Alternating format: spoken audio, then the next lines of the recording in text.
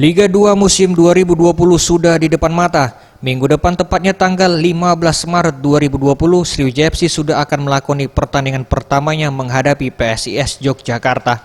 Namun di musim ini ada perubahan dari segi regulasi kompetisi, di mana nantinya hanya juara grup yang akan langsung melaju ke babak final dan otomatis lolos promosi ke Liga 1. Untuk menghadapi regulasi baru ini, pihak manajemen Sriwijaya FC, dalam hal ini Direktur Teknik Sriwijaya FC Indra Yadi, menginstruksikan kepada pelatih maupun para pemain untuk tidak kehilangan poin di kandang.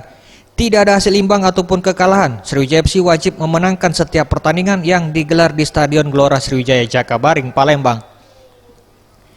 Dengan dua pertandingan awal yang digelar di kandang Sriwijaya FC, Indra Yadi mengatakan hal ini merupakan keuntungan untuk timnya dan tentunya Sriwijaya FC harus memenangkan kedua pertandingan ini karena dengan kemenangan ini bisa mengangkat moral tim Sriwijaya FC ke depannya. Ya memang perubahan regulasi ini terasa cukup berat ya. Artinya kalau kita berpikir secara strategi juga kita harus menyusun strategi yang betul.